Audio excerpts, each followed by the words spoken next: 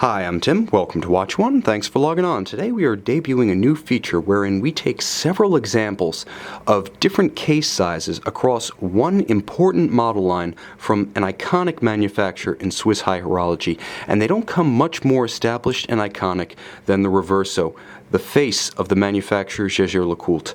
Now, since 1931, this watch has been a renowned favorite of collectors the world over. But really, it's only been since the dawn of the 1990s that significant changes have taken place in the size and proportions of the historic Reverso case.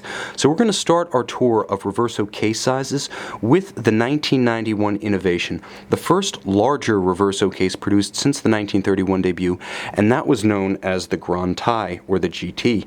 Now, these three watches to my right essentially showcase the GT case size across three separate metals: white gold, platinum, and rose gold. Now, the key to understanding the Grande is to realize that prior to 1991, the Reverso had been quite petite. The traditional case size, still available from Jaeger-LeCoultre as the Classique, was 23 millimeters across and 38 millimeters from lug to lug. The Grande, brought about for the 60th anniversary, pushed those limits to 42 from lug to lug and 26 across the broad of the case. It's also still remarkably thin considering the amount of movable apparatus included, only 10.5 millimeters thick. Now, this example in rose gold is an example of recent production from Jaeger-LeCoultre. So it features the iconic rotating case. 50 pieces, including gaskets, go into its manufacture. You see the classic engine-turned carriage, as well as the customizable caseback, originally designed as a shield for the glass crystal of the Reverso when it debuted in the early 30s as one of the world's first sports watches, resistant against polo mallets. Today, the caseback of a traditional Reverso like this is used for personalization, engraving, enamel, and lacquer. The Grande, however, may have been considered oversized by the standards of 1991, but it quickly met its measure against the onslaught of truly oversized watches, even in the dress category, that debuted after the dawn of the 21st century. Now, JLC took its first steps towards a truly full-sized Reverso in 2002 with what was known as the XGT Case. So from the Grande, we go to the Extra Grande, and it debuted on 2002's Reverso Septantième. The Septantième was the 70th anniversary Reverso. It debuted 1 year late. By rights, it should have been a 2001 launch, but because of the complexity of the multi-barrel, 8-day, double-digit, night-day indicator, and of course, 18-karat gold movement, JLC needed an extra year to perfect the mechanism inside this showpiece case, and the case is truly grand. Now, it's 46.5 millimeters from lug to lug, and it is 29.9 millimeters across the broad of the case, but the mass, the precious metal heft of this watch, is really enhanced by its thickness, which is 12 millimeters. On the wrist, the watch is relatively compact from lug to lug. Being only 46.5, I can wear it easily on my 16-centimeter wrist. The distinction here between the XGT and almost every other Reverso, prior or after, is the thickness, and it does ride up high on the wrist. 12 millimeters, and you get pretty much all of it above the skin. It's still rounded on its case flanks, so it should fit under most dress cuffs and long sleeves. Just beware that this watch has a stance and a presence all its own. Debuted in 2002 as a landmark watch, it contained many firsts. It remains a truly special piece and a standout among Reversos to this day.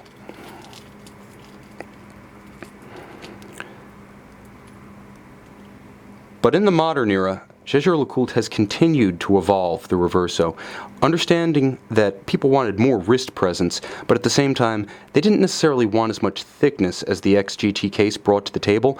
The ultra-thin case, the Grande Ultra-Thin in this case, was launched as a solution to that problem. Now, the Grande Ultra-Thin is broader from lug to lug than the XGT.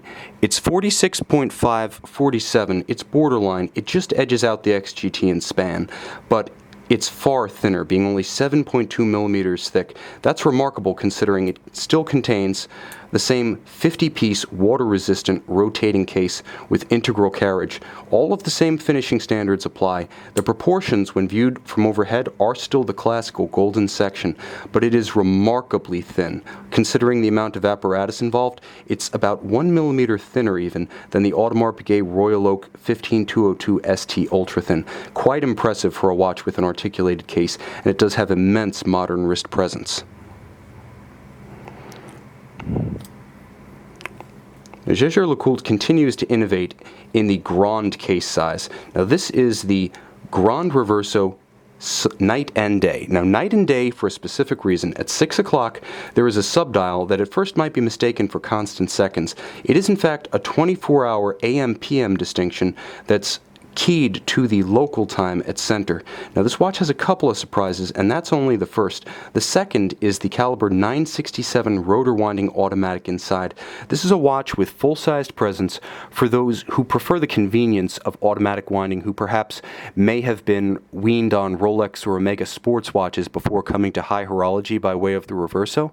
Now it is 46.5 from lug to lug, and it is 27.5 across the broad of the case. It nevertheless remains quite slim in profile, as is JLC's current practice, only 9.5 millimeters thick.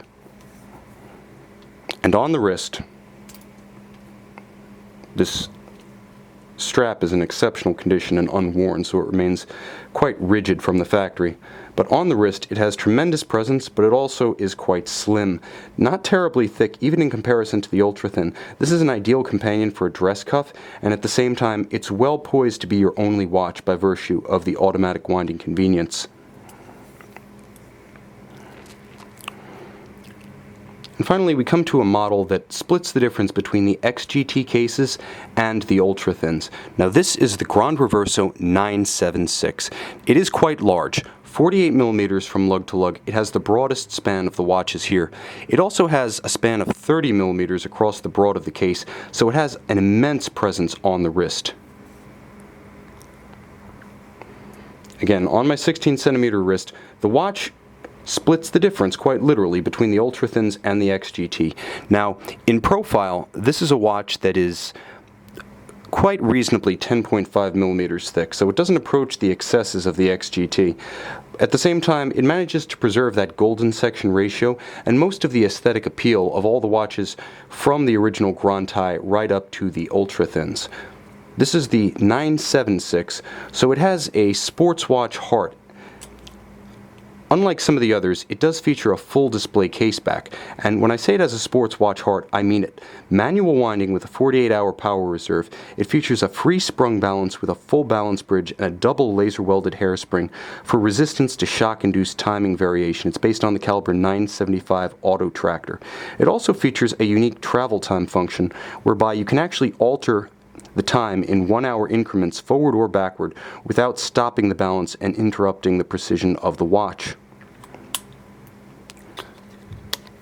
This cross-section of the modern Reverso takes into account all of the significant cases that have come about since the dawn of the 1990s, and they really trace the revival of Jaeger-LeCoultre as a manufacturer. From a concern that nearly folded during the 1980s at the height of the quartz crisis, JLC really came back, and as went the manufacturer, so went the fortunes of its iconic model. Today, you can see and you can take home all 5 case sizes on display here on our website, watchyouwant.com.